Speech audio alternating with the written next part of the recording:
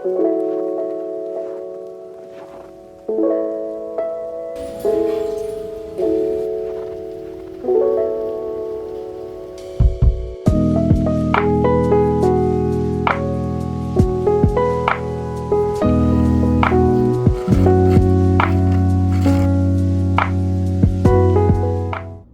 ットして、白とつなげてみました。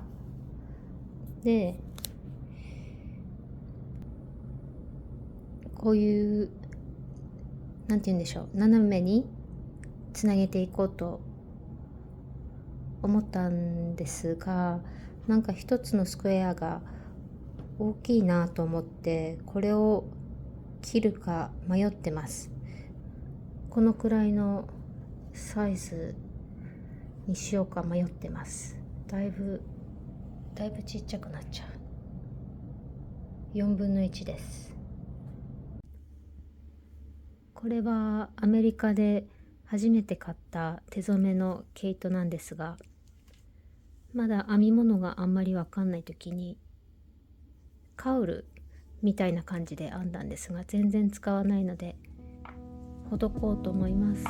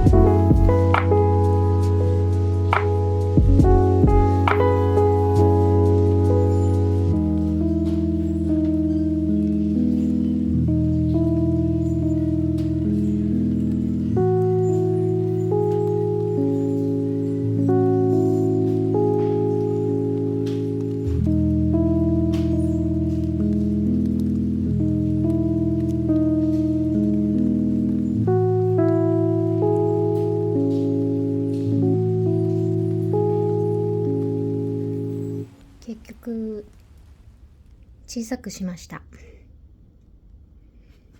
こんな感じ。だいぶ思ってたのと想像してたのと近いと思います。可愛くなると思います。これが、一つ2インチのスクエアですね。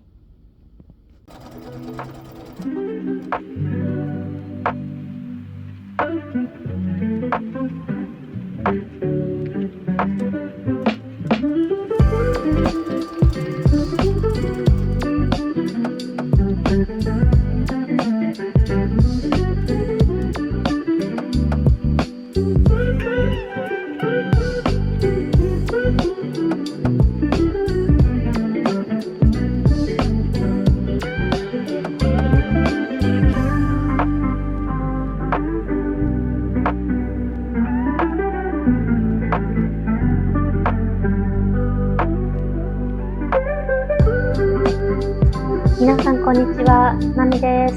お元気ですか？今回はですね、Walk in Progress WIP をご紹介したいと思います。まず最初がですね、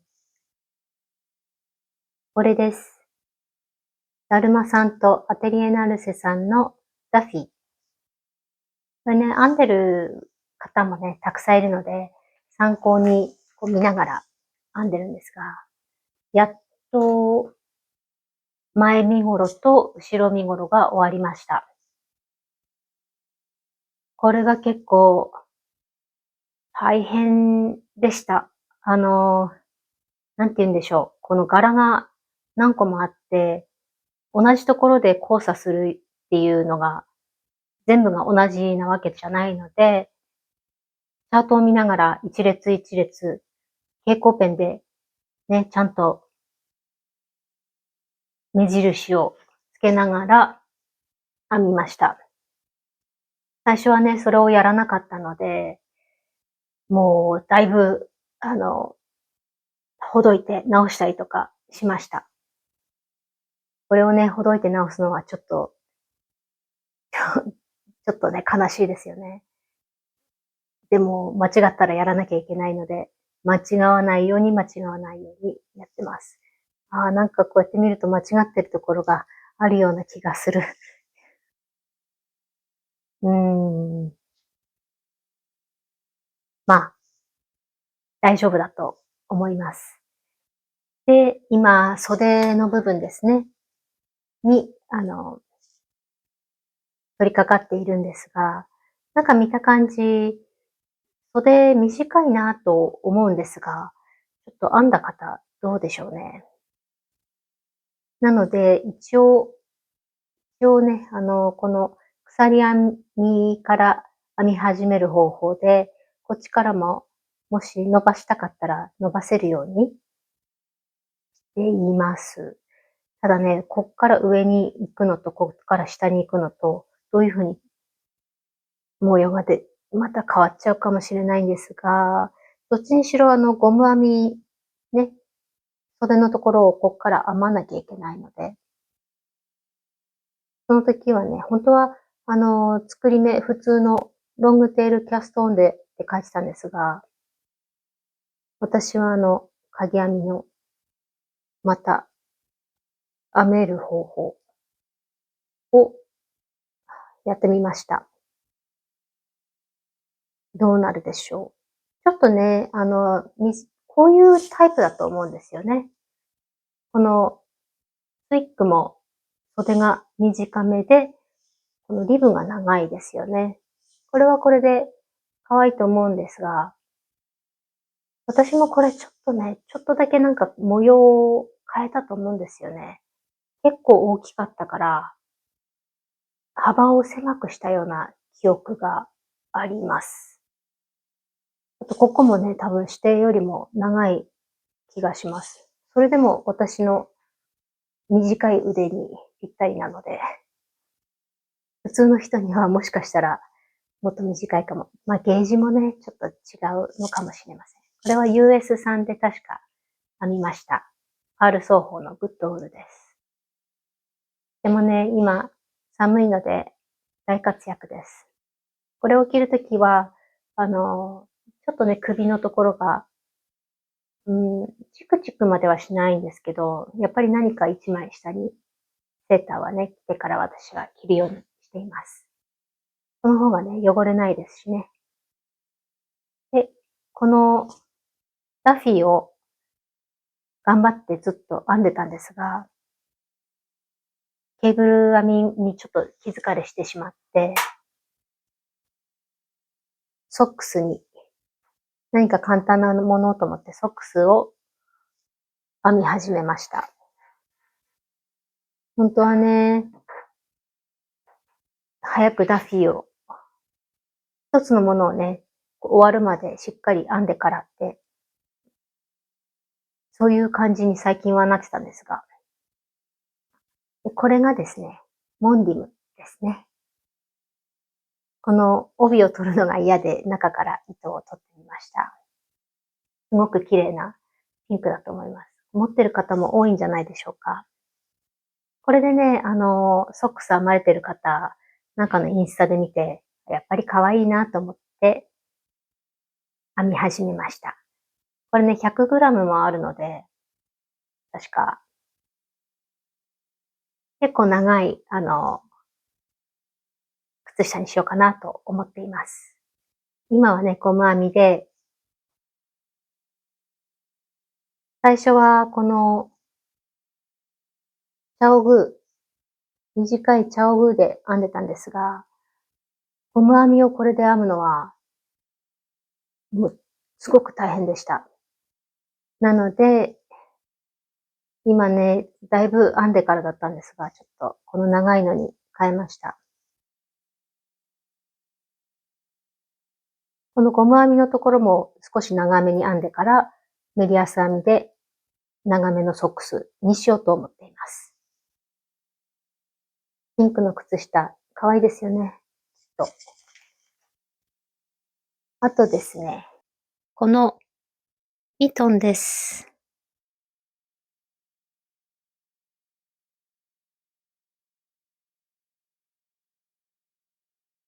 これがですね、三国真理子さんのね、ミトンなんですけど、ちょっと変えました。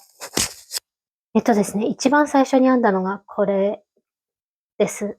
これは、友達にあげようと思って、私、ブッククラブに入ってるんですけども、お友達が何人か集まって、で、みんなアメリカ人の方なんですが、やっぱりね、手が大きいですよね。なので、これ編んだら私にぴったりだったんです。私、手小さい方なので、私にぴったりってことはもう絶対小さいなと思って、これでも少し大きくしたんです。本だとですね、この猫の頭でちょうど終わりになってたんです。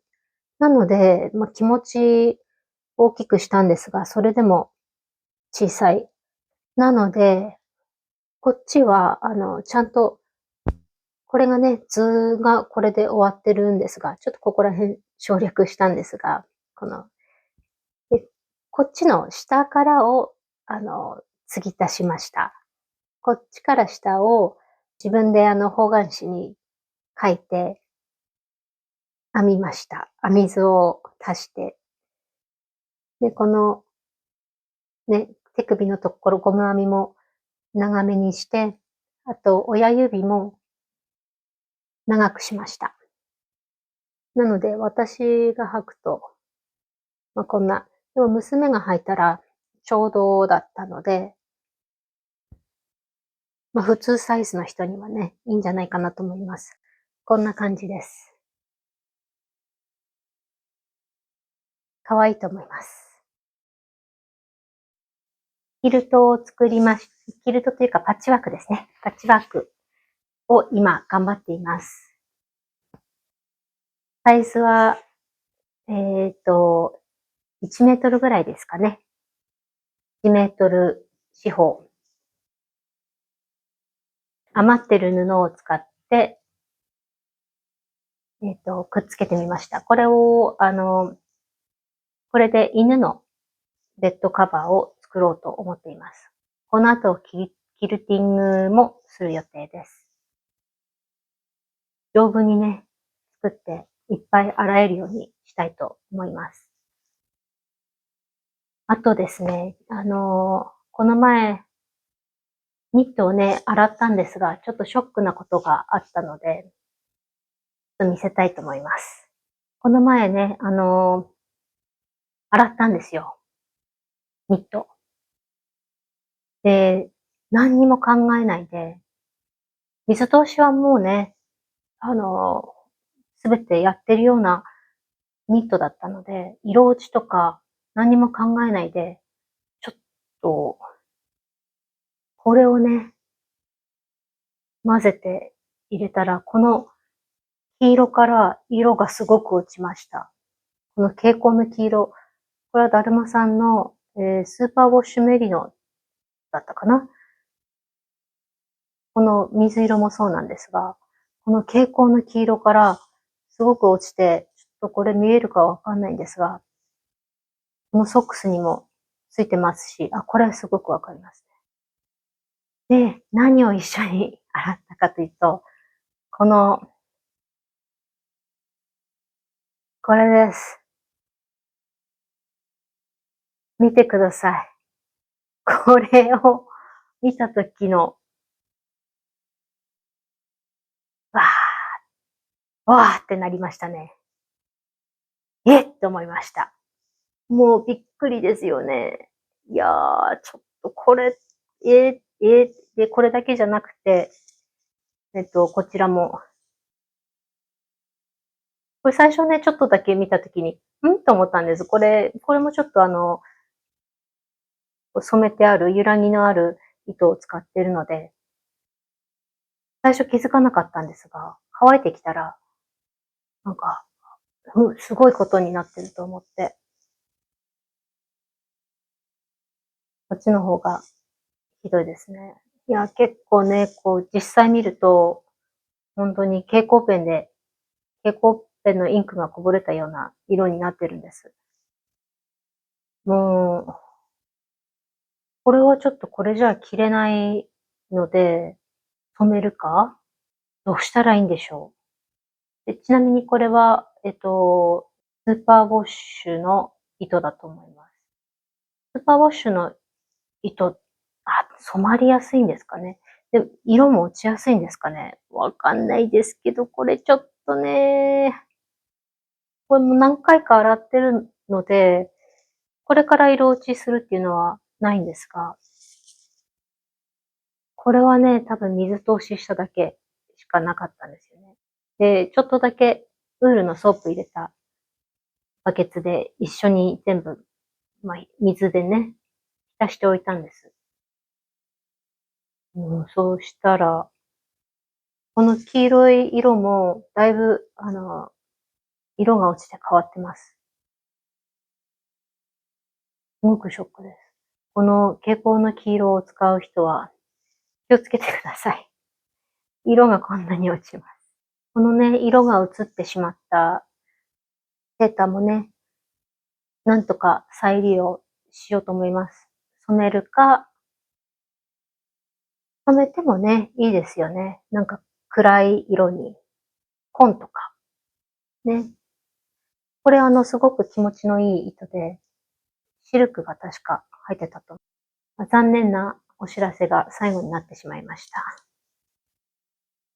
あと最近、編み物に関係ありますね。ハンドクリーム。よく手が乾燥するので、これ知ってますか？多分歯磨き粉とかに使うと思うんですが、この硬い、チューブに入っているハンドクリームなんかにも使える。